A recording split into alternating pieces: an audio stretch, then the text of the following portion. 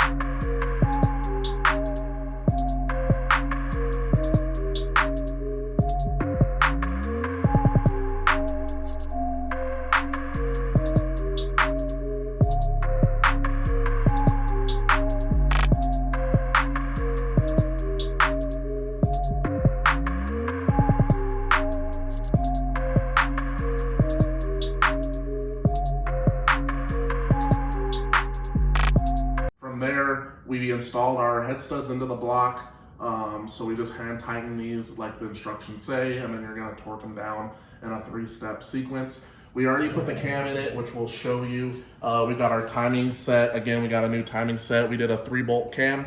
We got our Melling 10295 oil pump for it, and we got the lifters in it already. So we're going to be using BTR's LS9 gaskets.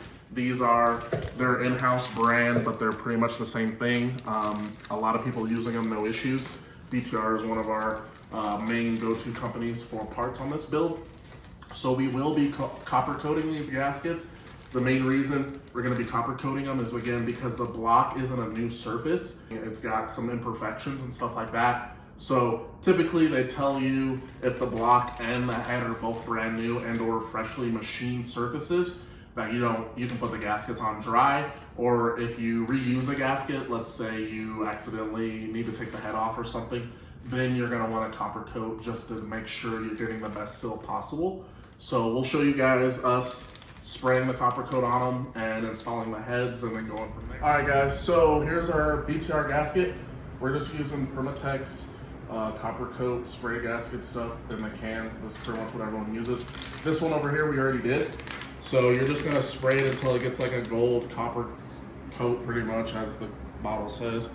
So just evenly coat it both sides where you hung it up here, just to make it a little bit easier. But you just wanna go over it, make sure you're getting all of the gasket.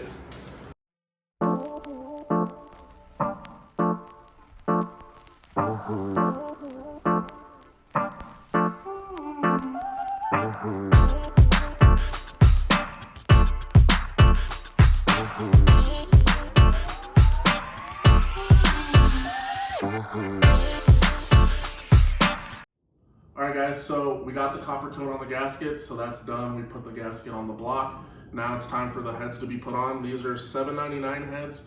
There are 6.0 heads, like LS2s I believe came with these as well. So it should put our compression around 10.5 to 1. So a pretty decent amount, nothing crazy though. Again, just an OEM casted head, nothing fancy, nothing amazing, just a basic set of heads. Really similar to 243s. So all we got done to these heads is they were decked. So with an aluminum head, you always want to get it decked because you don't want it to be warped or not square or straight. So that's all we got done to these, has just been decked, and they have a set of valve springs in them, and that's it, nothing fancy. So we're gonna put them on the block, and then we're going to torque our head studs down, measure for push rods, and go from there. We'll probably just time lapse it from here on out.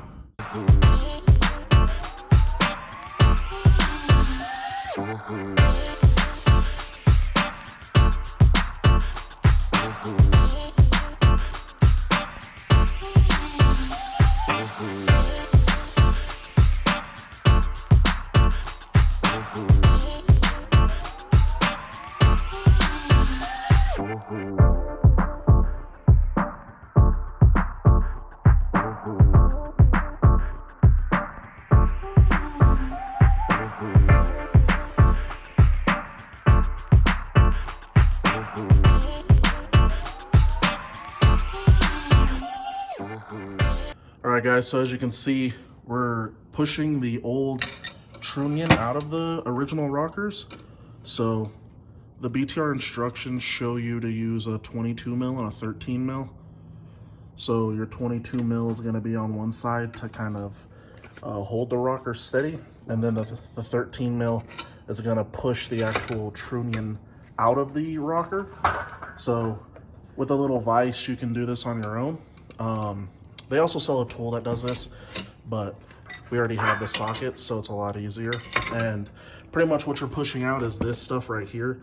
So this is the original bearings on each side, and they have needle bearings in them. So as you can see here, some of them already came out, and you're pretty much just pushing those out so that they don't come into the motor. It's kind of rare that it happens, but some people have said that they've failed, and once they fail, all those needle bearings go into your motor. So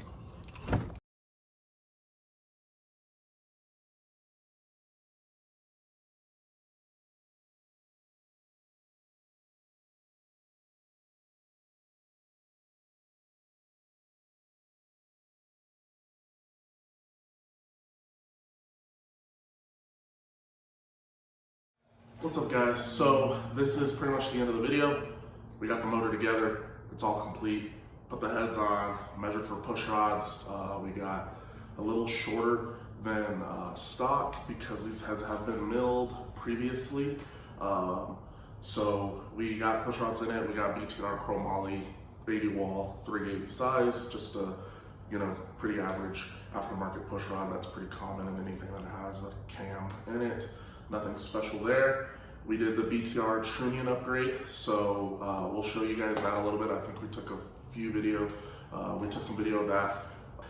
So we did the trunnion upgrade, we did the push rods, and it's ready to go. These valve covers are off the Vet's old motor, so they've been powder coated, just gloss black.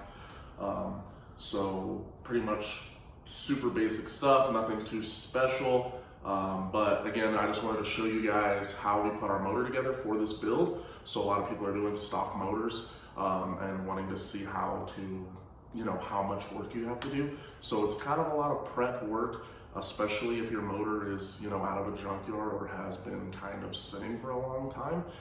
It's a lot of prep. You need to clean the block surface for the head and the head gasket. You need to clean that really good.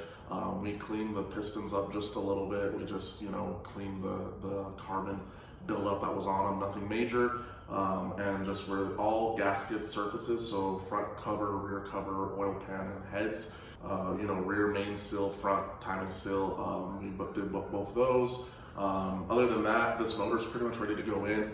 We got our flex plate already. It's a TCI flex plate that's SFI rated. And then all we need to really do is get a balancer. We're probably gonna get an ATI just so that we don't have to have any issues. We're going to go with Corvette spacing on this motor because of where our intercooler is. So it's right in front of the crank. So just be safe, we're gonna go with Corvette accessories. So our alternator mount that we bought is Corvette spaced as well. So it's gonna mount up here, and then we'll get an ATI balancer for Corvette spacing.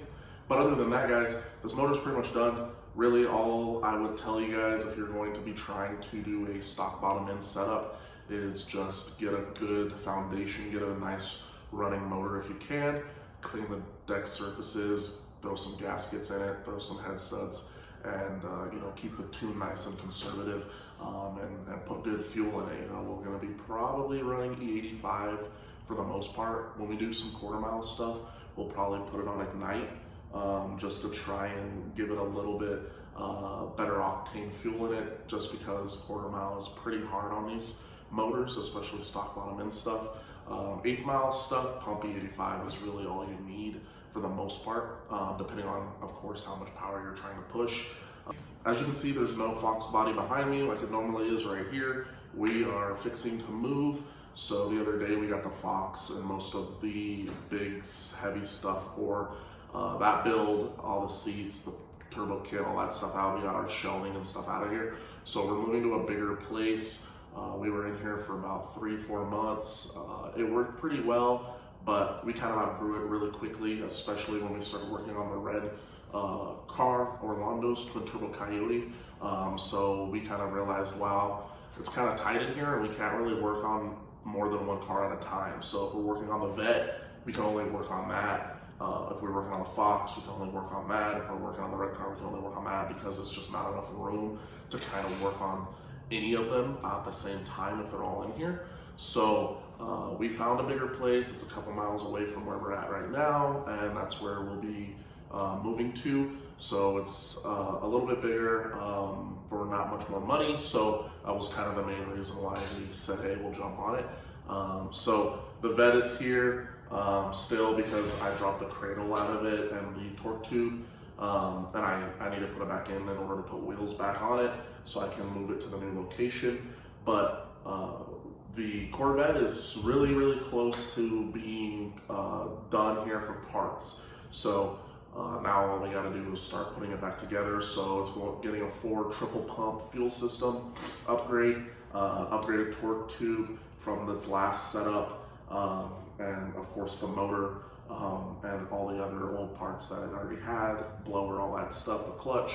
So this car pretty much just needs the labor. I just need to start working on it, and then it'll be done. So the motor's behind me, heads are on it, push rods are measured, push rods are ordered, so they'll be here this week, and then it's ready to go into the car. So most likely the next couple sets of videos will be us getting the Corvette together, getting it running, and just trying to see how it does. The Fox is kind of on the back burner right now for the time being.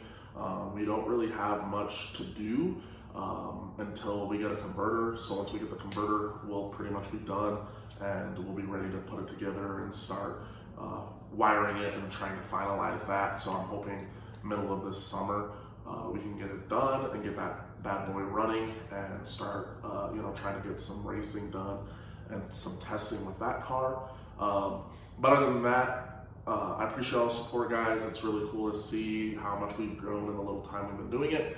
I'm gonna try and be more consistent on uploads. It's hard without kind of like having all the parts and stuff like that. We started the prep for this motor 3-4 weeks ago, but then we waited on push rods, and then we waited on gaskets and stuff like that. So some stuff just takes a long time with parts, and we want to take our time and not rush stuff. So that's kind of how we've been doing it. Same thing with the Vet. I've been collecting parts for this car since it's been down. So within 8 to 10 months, I've just been collecting parts. It's kind of easier just to have everything there. And of course, once you start working on it, you realize you're missing stuff, or you need something, or you misplaced something. So other than that, guys, this is gonna wrap it up for our 5.3 boost prep video. We hope you guys enjoy. If you have any questions or you're doing a similar build, let us know. We'll try to help you as best as we can. And until next time, we'll see you in the next video.